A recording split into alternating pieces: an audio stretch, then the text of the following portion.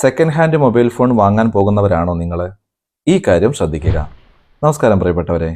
അങ്ങനെ second hand phone വാങ്ങാൻ പോകുന്ന സമയത്ത് പ്രത്യേകം ശ്രദ്ധിക്കേണ്ട ചില കാര്യങ്ങളുണ്ട്.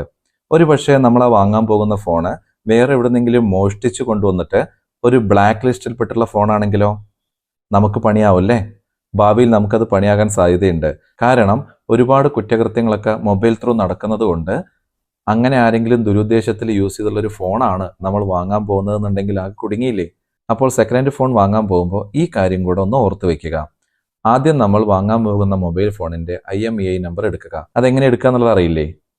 ഡയൽ പാഡ് ഓപ്പൺ ചെയ്തിട്ട് *#06# എന്ന് ടൈപ്പ് ചെയ്ത് കഴിഞ്ഞാൽ ഏത് ഫോണിന്റെയും IMEI നമ്പർ വരും. ദാ ഇങ്ങനെ. അത് കോപ്പി ചെയ്യുക. അതിലൊന്ന് അമർത്തി പിടിച്ചു കഴിഞ്ഞാൽ കോപ്പിയാകും. എന്നിട്ട് ഗൂഗിൾ ക്രോം ഓപ്പൺ ചെയ്യുക. അതിൽ IMEI ചെക്ക് എന്ന് ടൈപ്പ് ചെയ്തിട്ട് സെർച്ച് ചെയ്യുക. അപ്പോൾ വരുന്നതിൽ ആദ്യത്തെ, അതായത് www.imei.info എന്നുള്ള സൈറ്റിൽ പോകും.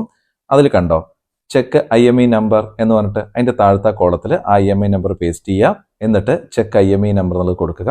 അപ്പോൾ ഇങ്ങനെ വരും. ഇപ്പം ഞാൻ എൻ്റെ ഈ ഫോണിൻ്റെ കാണിക്കുന്നത് ഫോണിന്റെ ഫുൾ ഡീറ്റെയിൽസ്, ഓപ്പറേറ്റിംഗ് സിസ്റ്റം ഏതാണ്, ചിപ്സെറ്റ് ഏതാണ്, സിം കാർഡിന്റെ സൈസ്, അവൈലബിൾ കളർ തുടങ്ങിയ ഒരുപാട് കാര്യങ്ങൾ അതിൽ കൊടുത്തിട്ടുണ്ട്. അതൊന്ന് സ്ക്രോൾ ചെയ്യാം. എന്നിട്ട് ഏറ്റവും താഴ്ത്തുണ്ടോ ബേസിക് ചെക്സ് എന്നുള്ളത് കാണും. അതിൽ ബ്ലാക്ക് ലിസ്റ്റ് സിമ്പിൾ ചെക്ക് എന്ന് പറഞ്ഞിട്ട് കാണും. അതിൽ ക്ലിക്ക് ചെയ്യാം. വീണ്ടും ഇങ്ങനെ വരുന്നതിൽ ചെക്ക് ബ്ലാക്ക് ലിസ്റ്റ് സ്റ്റാറ്റസ് എന്നുള്ളതിൽ ക്ലിക്ക് ചെയ്യാം. ദാ ഇങ്ങനെ ദിസ് ഡിവൈസ് ഈസ് ക്ലീൻ എന്ന് വന്നാൽ ഓക്കെ ആണ്. ഇങ്ങനെ വരണം. ഇതിപ്പോൾ എൻ്റെ ഫോണിൻ്റെയാണ് ഞാൻ ഈ കാണിച്ചിട്ടുള്ളത്. ഇങ്ങനെ അല്ലാതെ ബ്ലാക്ക് ലിസ്റ്റിലാണ് എന്നുള്ളത് കാണിക്കുകയാണെങ്കിൽ ആ ഫോൺ വാങ്ങല്ലേ. കാരണം നമുക്കറിയില്ലല്ലോ ഇത് മുമ്പ് ഉപയോഗിച്ച ആൾ എന്തൊക്കെ ചെയ്തിട്ടുണ്ട് എന്നുള്ളത്. അതുകൊണ്ട് ഒന്ന് ശ്രദ്ധിക്കണേ. ഓക്കെ, നിങ്ങൾക്ക് ഈ വിവരം പ്രയോജനപ്രദമായി നേരിടട്ടെ.